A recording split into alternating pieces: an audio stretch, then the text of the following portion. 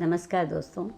आज मैं एक अद्भुत चीज़, आप कहेंगे कि हर बार ही ये कहती है, लेकिन इतनी पाक, इतनी पवित्र, मतलब इतनी होली किताब लेकर आपके समक्ष उपस्थित हूँ। किताब क्या है, उसके जो कलमकार हैं वो खुद ही इतने पवित्र कि उनके बारे में बात करते हुए मुझे, या उनको प्रस्तुत करते हुए उनकी किताब मुझे काफ़ी साल लग गए, और मैं उस किताब से इतना प्रभावित हूँ। और मैं मानती हूँ, मैं साइंस स्टूडेंट हूँ, लेकिन मैं उन्हें मानती हूँ क्योंकि वो साइंस भी पढ़े हुआ है उन्होंने, और सब कुछ किया हुआ है। तो एक है नहीं, परमहंस योगानंद, एक योगी की आत्मकथा पे हम आज बात करेंगे। ऑटोबायोग्राफी ऑफ अ योगी, जो कि उन्होंने खुद ही लिखी है, और वो उसमें योग की, क्रिया योग के बारे में ख़ास तौर से बताएंगे। ये किताब इतनी विस्तृत है, इसमें इतना ज्ञान है कि मुझे लगता है मैं इसके साथ न्याय नहीं कर पाई। मैंने आधे के बाद ही आपको प्रस्तुत की है, आधी मैं बाद में करूँगी। हठात ज़िंदगी मुझे कभी कभी मजबूर कर देती है कि बीच बीच में मैं आध्यात्मिक दुनिया में प्रवेश कर जाती हूँ।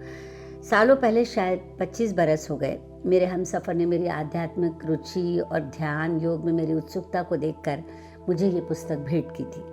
झूठ नहीं कहूँगी, मैंने अनमने से मन से सोचा होगा कोई ढोंगी योगी बाबा। तब ना मैंने उन्हें पढ़ा था, ना जाना था, ना सुना था, और तब यूट्यूब वगैरह भी इतना नहीं चलता था, यह शायद था भी नहीं। पढ़ने बैठी तो पुस्तक मुझसे छोड़ी नहीं गई। सब कुछ जानने की मेरी जिद और ध्यान और योग ने मुझे उस किताब में इतना डुबो दिया। खैर, यहाँ मैं योगी कथामृत पर बात करने बैठी हूँ। साहस नहीं था कि मैं इस पर कुछ कहूँ या लिखूँ, लोग समझेंगे या नहीं। पर अब देख रही हूँ योगानंद जी को लोग यूट्यूब पर सर्च कर रहे हैं, और योगदा सत्संग सोसाइटी पर सर्च होती है, लोग क्रिया योग की दीक्षा लेने जाते हैं, जैसे मेरी भी वहाँ जाने की तैयारी चल रही है। तो अंग्रेजी में लिखी autobiography of a Yogi by Paramahansa Yogananda का हिंदी अनुवाद योगी कथामृत है। पुस्तक के हर साल संस्करण निकलते गए, कितने हैं मुझे तो अभी अंदाज़ा भी नहीं है, पर मुझे समझ, और हर भाषा में निकले हैं। हिंदुस्तानी हर भाषा के अलावा विदेशी भाषा में भी बहुत निकले, क्योंकि योगदा सत्संग सोसाइटी सबसे पहले अमेरिका में इनको जो योग की शिक्षा दी गई थी योगानंद जी को, उसका ध्येय था कि अमेरिका में भी इस योग को फैलाना। तो पुस्तक पढ़ते आप थोड़े समय के लिए सांसारिक गतिविधियों से खुद को विरक्त महसूस करेंगे। जो आजकल लोग कहते हैं ना कि जादू, मजाक उड़ाते हैं, चमत्कार पर विश्वास नहीं करते, उसी चमत्कारों को हमारे योग गुरुओं ने ध्यान और योग से साधा था। जब पुस्तक पढ़ेंगे ना तो सत्य का ज्ञान होगा।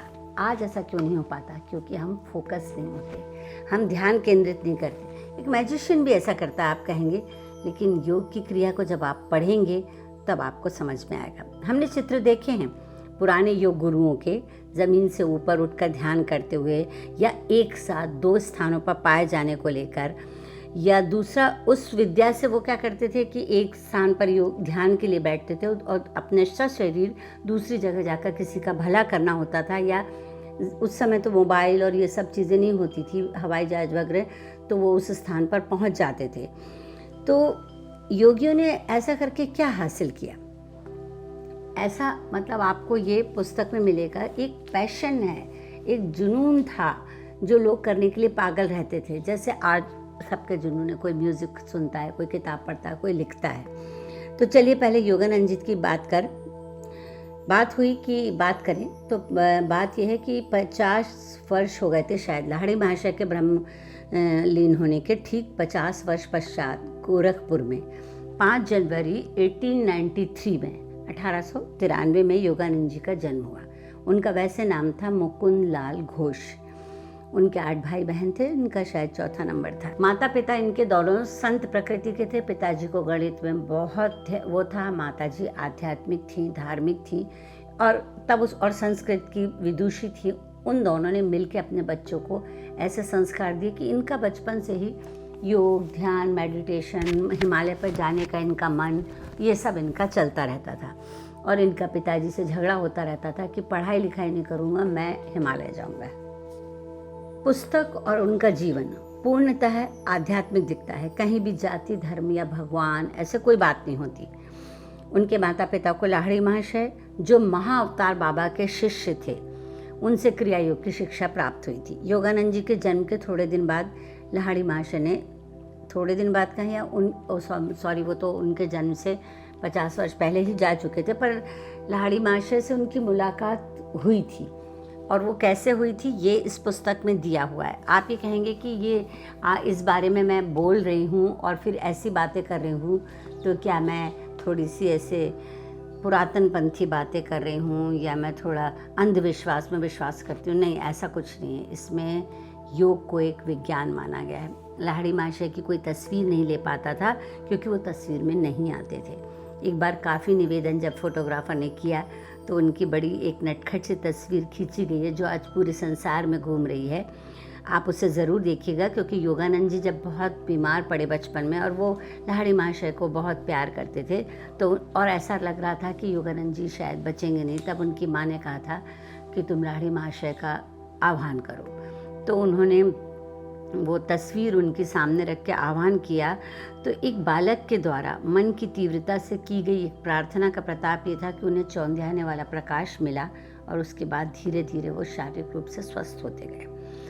माँ के जाने के बाद योगानंद हताश हुए क्योंकि उनकी माँ की मृत्यु के समय वो वहाँ नहीं थे, परंतु उनका प्रलाप इतना ज़्यादा, इतना दर्द भरा था कि उनकी माँ को उन्हें पुनः दर्शन देने के लिए आना पड़ा। वो भी प्रकाश के रूप में आए, परंतु इस तरह उन्होंने द्विशरीरी संत का, प्लवनशील संत का, बाग स्वामी का, गंध बाबा का, जगदीश चंद्र बसु से, जो हमारे इतने बड़े वैज्ञानिक थे बॉटनी के, जिन्होंने उनको पौधे को डेवलप होते हुए ये बताया कि किस तरह से पौधों में भी जीवन होता है, और इन्होंने विज्ञान की शिक्षा भी ग्रहण की। और बाग स्वामी के बाद तो ऐसा हुआ काफ़ी समय तक ये बाग, मतलब युवा थे, यंग थे, तो उनको बाग नियंत्रित करने के खेल में मज़ा आने लगा, जो बाद में इनके गुरु ने इन्हें डांटा कि तुम इस खेल को बंद कर दो। वे काफ़ी उसको उलसित भी रहे और फिर उसके बाद वे हिमालय पलायन कर गए। उनके पिता चाहते थे वे शिक्षा पूरी करें। युक्तेश्वर गुरु ने उन्हें जाने दिया। फिर युक्तेश्वर गुरु ने कहा, जब वो वहाँ सब घूम के आए तो उनको लगा कि नहीं, उन्हें पहले गुरु से शिक्षा लेनी चाहिए। और गुरु ने कहा कि तुम शिक्षा भी ग्रहण करो, क्योंकि तुम्हें विदेश जाना है, तुम्हें भाषाएं आनी चाहिए, विज्ञान आना चाहिए और तुम योग भी सीखो। तो मतलब संयोग कहिए कि युक्तेश्वर गुरु वहीं थे, कलकत्ता के पास, उनके पिता के घर के पास ही उनका आश्रम था, तो उनका जीवन वहीं बीतने लगा। अब घर के योगानंद जी थोड़ा सा जल्दी में रहते थे, युवा थे, तो उन्होंने 3 बातें अपने मन में सोच रखी थी। तो युक्तेश्वर गुरु ने जब वो हिमालय से लौटे तब उन्होंने कहा कि मुझे मालूम है तुम्हारे मन में 3 बातें हैं। एक, रांची के मैदानी क्षेत्र में योग विद्यालय की स्थापना करना, दूसरा लॉस एंजलिस में अमेरिकी मुख्यालय, और तीसरा प्रशांत महासागर के तट पर कैलिफोर्निया के एनसिनिटस में एक आश्रम। और आज हम ये देख रहे हैं युक्तेश्वर गुरु ने अपने शिष्यों को हिंदी, अंग्रेज़ी, संस्कृत तीनों भाषाओं का ज्ञान दिया। योगानंद जी थोड़े से फिजिकली थोड़ा दुर्बल थे और वो भूख बर्दाश्त नहीं कर पाते थे। उनका पूरा ध्यान भोजन में लगा रहता था। युक्तेश्वर जी ने उन्हें समझाया कि वे इसे अपनी प्राण शक्ति से सुधारें। अब प्राण शक्ति क्या होती है, क्योंकि उनका कहना था इसमें एलोपैथी कोई काम नहीं करेगी, कि आपको बहुत भूख लगती है और आपको कंट्रोल करना, संयम रखना आना चाहिए। आजकल हम जिसे कहते हैं ना मैनिफेस्टेशन, वही है ये। और योगानंद जी ने अपने ही प्राण शक्ति से अपना अच्छा स्वास्थ्य प्राप्त किया और वो अच्छे हेल्दी हुए। वो नहीं, अन्यथा वो बहुत दुर्बल थे। गुरुजी ने उनके हिमालय से लौट आने के बाद उन्हें जिस तरीके से कृष्ण जी ने अपना विशाल रूप दिखाया था, उसी तरह गुरुजी ने उन्हें विश्व रूप दर्शन कराया। उन्हें एक स्थान पर बैठ के पूरा विश्व दिखा। सभी शिष्य वैसे तो झाड़ू लगाना, खाना बनाना, ये सब काम करते थे। और सोचिए, एक ध्येय, ध्यान, समाधि की तीव्र इच्छा, योग क्रिया की इच्छा आखिर कैसे प्राप्त नहीं होती। गुरु की भी सेवा करते थे, आश्रम में भी मतलब सब पूरा काम करते थे, पर उनके गुरु चाहते थे कि वो विज्ञान, उनके गुरु को भी विज्ञान, फिजिक्स, बायोलॉजी, कला, साहित्य सबकी जानकारी उनको हासिल हुई। सबसे अच्छी बात है कि उन योगियों ने, उस समय के ये सब योगियों ने योग को एक विज्ञान का नाम दिया। हम आज योग को धर्म, जात, कौम से जोड़ते हैं और हम योग करने के लिए कुछ जात धर्म के लोग इसे मना भी करते हैं, पर योग एक विज्ञान है। संगीत पर जैसे एक पूरा अध्याय है इस पुस्तक में, अर्थात जीवन के हर सुर को साधा गया है। साधना और ध्यान में मनोरंजन और आनंद को भी शामिल किया गया है। ऐसा नहीं कि उन्होंने रूखा सूखा ज्ञान दिया हो कि सिर्फ योग पर ज्ञान दे दिया और हो गया। ऐसा ज्ञान जो आजकल दिया जा रहा है, लोगों का इंटरेस्ट नहीं रहता, पर पहले लोग अपनी रुचि से, अपने आनंद के लिए अपना पूरा जीवन छोड़ के गुरुओं के पास जाते थे और ये करते थे स्वेच्छा से। आज हम ज़बरदस्ती जाते हैं, हेल्थ के लिए जाते हैं, इसके लिए जाते हैं, दिमाग ठीक करने के लिए जाते हैं, अवसाद से निकलने के लिए जाते हैं, पर ये स्वेच्छा से होता था। उन्होंने कहा कि गेरुआ वस्त्र धारण करने का अर्थ समाज को ठगना है। बाह्य प्रतीकों को विचार मत करो। हम लोग एक्सटर्नल चीज़ों पर जाते हैं कि हम ऐसा रॉब पहनेंगे या हम ऐसा करेंगे या गेरुआ वो धारण करेंगे, रुद्राक्ष पहनेंगे या ये करेंगे। इसकी ज़रूरत नहीं है। आप जहाँ जिस स्थान पर हो, गृहस्थ में हो, तो आप वो भी कर सकते। तो एक बार ज़मीन जायदाद के लेकर आश्रम की उस पर बहस भी हुई। उन्हें लॉ की भी जानकारी थी। युक्तेश्वर गुरु जी को पूरा कानून पता था। उन्होंने अपना केस खुद लड़ा था अपनी ज़मीन के लिए। तो ज्योतिष विज्ञान को उसकी वर्तमान बदनाम अवस्था में लाकर रख दिया। उन्हें उनका कहना, एक बार इन्होंने कहा कि ज्योतिष के लिए इन्होंने अरुचि दिखाई थी, तब युक्तेश्वर जी ने उन्हें समझाया कि ज्योतिष विज्ञान बहुत विस्तृत है, वो हमारे योग से भी ज़्यादा फैला हुआ है, पर लोगों ने इसे बदनाम कर दिया है। इसका बहुत अच्छा अध्ययन होना चाहिए। गणित, दार्शनिक दोनों दृष्टियों से ज्योतिष शास्त्र बहुत आगे है। उन्होंने प्रकृति का आनंद लेने का भी मौका दिया। वो समुद्र के किनारे घूमते थे, शिष्यों को बगीचा, फूल लगाने, पौधों से बातें करने, प्रेम करने को कहते थे। उन्होंने बाइबल में प्रतीकात्मक महत्ता बताई। प्रतीकात्मक महत्ता ने इंडिकेशन बताए कुछ, जिससे हमें समझ में आता है कि जो बाइबल में है। उन्होंने बाइबल भी पढ़ा था और पढ़ाया भी था अपने शिष्यों को। एक डॉक्टर को, एलोपैथी डॉक्टर को जब अपने ही इलाज से फ़ायदा नहीं हुआ, तो उन्होंने अपनी विधि से उसको मरणासन अवस्था से सिर्फ आहार के आधार पर उनको ठीक किया। ये सब हमारे योग से ही सिद्ध हो रहा था। उन्हें लोगों के भोजन, आचार विचार, विहार, लाइफस्टाइल से आगे आने वाली बीमारी या मृत्यु का आभास हो जाता था। अब ये कोई जादूगर नहीं थे वो, ये सब ध्यान और योग का चमत्कार था, क्योंकि उनके मस्तिष्क में सब कुछ साफ था। दुनिया भर की फालतू की चीज़ें नहीं भरी थी जो आज भरी रहती हैं। सिर्फ ध्यान, योग और लोगों का भला करने की भावना थी। तो मैं भी साइंस की विद्यार्थी रही हूँ। मेरे बाबा आयुर्वेदाचार्य थे। मुझे आज भी याद है, उन्होंने अच्छे खासे व्यक्ति की नाड़ी पकड़कर एक बार कहा था कि अब इसका कोई इलाज नहीं। लोग उन्हें बहुत मानते थे और उनकी हर बात अक्षरशः सत्य होती थी और उनका ही इलाज करवाते थे लोग और वो जान जाते थे। तो नाड़ी पढ़ना भी तो एक तरीके का योग विद्या ही है।